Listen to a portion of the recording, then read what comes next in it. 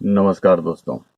UPSC बहस में आपका स्वागत है। जैसा कि हमने आपसे वादा किया था, हम रोज एक नए टॉपिक को लेके आएंगे और आपको उस बारे में जानकारी देंगे। पक्ष विपक्ष दोनों डिस्कस किए जाएंगे। आज हमारा टॉपिक थोड़ा सा राजनीतिक है, थोड़ा लंबा हो सकता है, पर ये आपके विषय से रिलेटेड है, पॉलिटी से। जीएस पेपर सेकंड होगा इसका।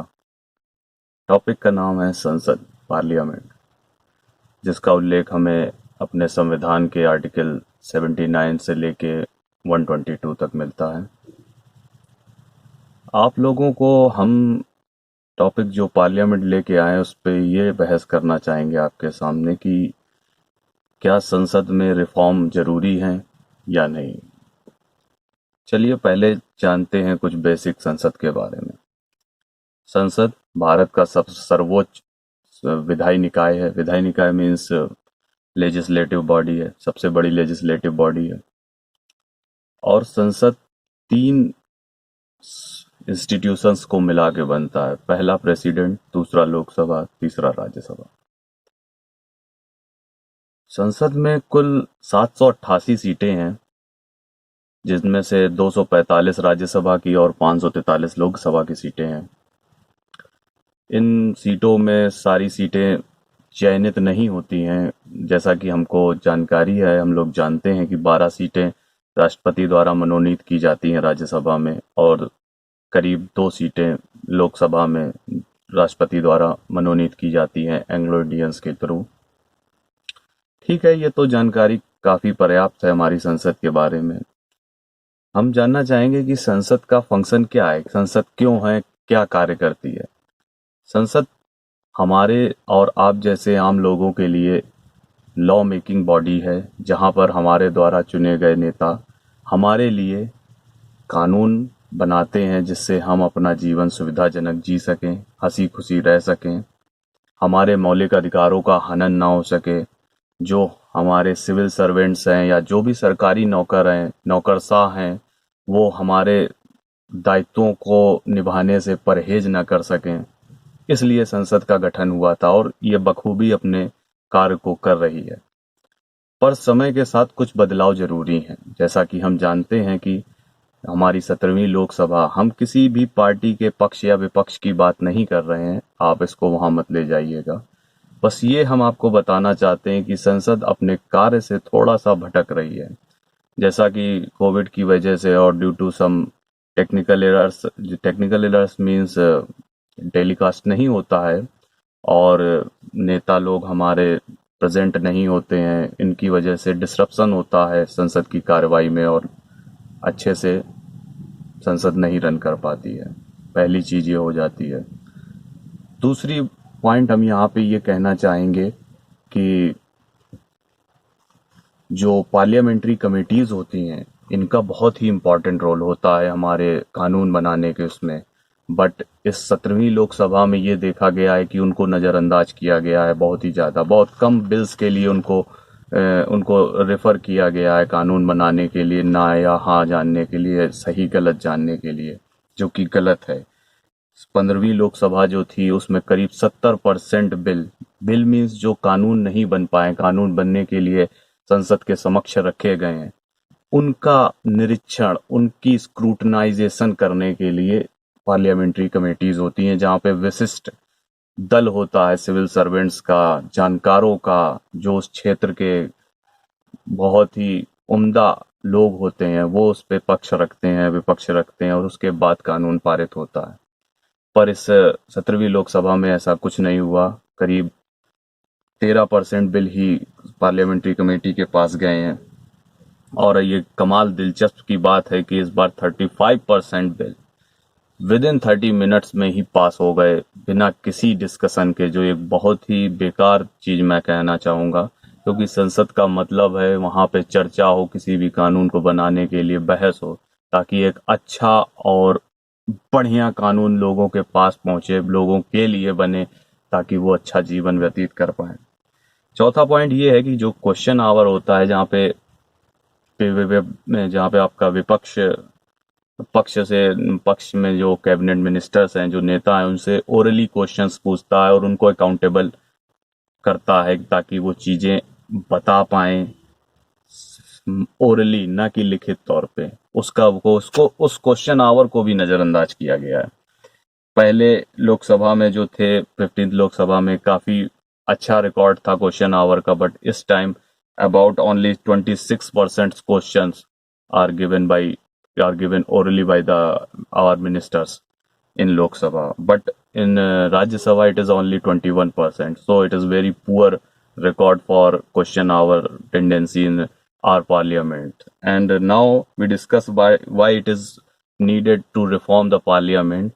जैसा कि हम जानते हैं कि हमारे यहाँ कुछ संस्थाएं ऐसी हैं जो इंडिपेंडेंट है, जैसे इलेक्शन कमीशन हुआ, जुडिशरी हुई, इन पर किसी का हक नहीं है कि कोई अपना कंट्रोल कर सके। उनमें भी डिक्लाइन देखने को मिला है।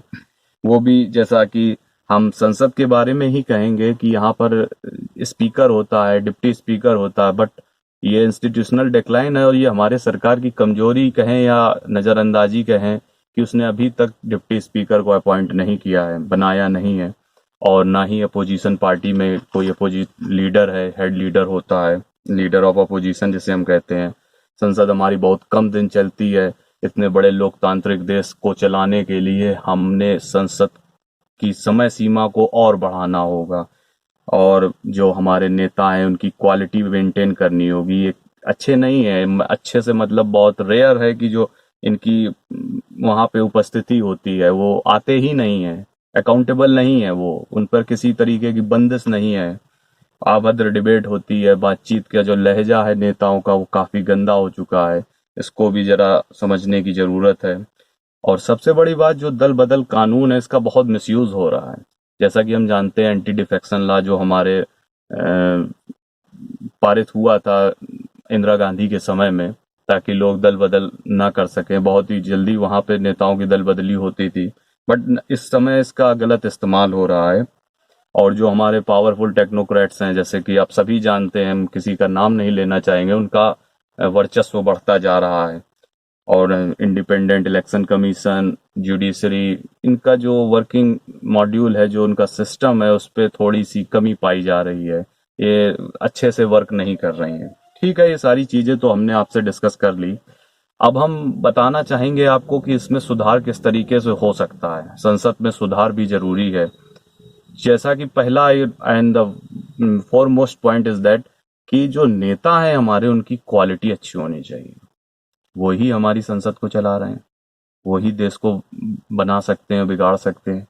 तो अगर नेता अच्छा नहीं होगा तो कानून अच्छे नहीं बन सकते। तो quality of members is also very important things. And the second point is procedural reform जरूरी है पार्लियामेंट की फंक्शनिंग में। क्यों? क्योंकि जो वर्किंग आवर्स है या जो वर्किंग डेज हैं पार्लियामेंट के, बहुत लिमिटेड हैं। 2 सेशंस होते हैं, मैक्सिमम 3 सेशंस होते हैं। बट हमको इसको फिक्स करना होगा।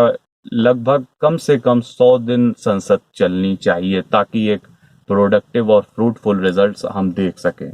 और अगर कोई नेता या कोई एमपी मौजूद नहीं होता है संसद में, तो उसकी सैलरी नहीं कटती है, जिससे वो फ्री है। इस चीज को हमें थोड़ा सा समझना चाहिए और उसकी सैलरी डिडक्ट करनी चाहिए, ताकि वो इस चीज का एहसास कर पाए कि अगर वो नहीं जाएगा संसद तो उसकी सैलरी जो हम लोग टैक्स पेयर्स देते हैं उससे उसको नुकसान होगा, उस सैलरी कटेगी उसकी।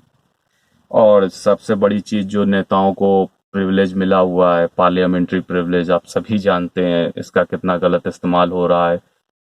संसद के अंदर तक तो ठीक है, बट संसद के बाहर नेता उसका इस्तेमाल हमारे ही आम लोगों के खिलाफ करते हैं। जैसे कि कोई नेता पे किसी तरीके की कानूनी कार्रवाई नहीं हो सकती अगर पार्लियामेंट सेशन में है, 40 दिन पहले नोटिस देना होता है। ये सारी चीजें हमारे ही खिलाफ जा रही हैं और नेता इसका गलत इस्तेमाल कर रहे हैं। तो इसलिए पार्लियामेंट्री प्रिविलेजेस का कोडिफिकेशन होना बहुत जरूरी है।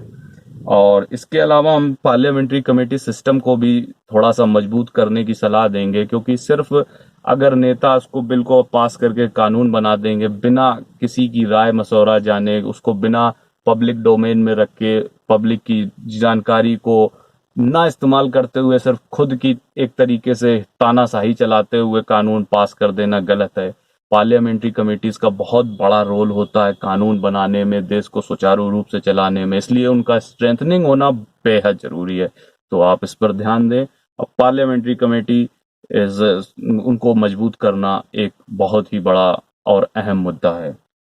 और एक पॉइंट, लास्ट पॉइंट हम इस बारे में फिर से बोलना चाहेंगे, जैसा कि हम जानते हैं कि एंटी डिफेक्शन लॉ जो दल बदल कानून है, इसका रैशनलाइजेशन होना जरूरी है, क्योंकि कुछ कानून ऐसे होते हैं जो वाकई जनता की हित के लिए होते हैं, पर जैसा कि विपक्ष उसके पक्ष में नहीं है कि ये कानून किसी पार्टी ने लाया, हम उसके साथ क्यों जाएं, तो तब ऐसा होता है कि कुछ जो मेंबर्स हैं उस पार्टी के, जो उस कानून के पक्ष में वोट देना चाहते हैं कि वो कानून बने, लेकिन वो ऐसा नहीं कर पाते हैं क्योंकि उनकी जो पार्टी है वो उन्हें ऐसा करने से मना करती है, अलाउ नहीं करती है, जिससे कि हमारा ही नुकसान होता है।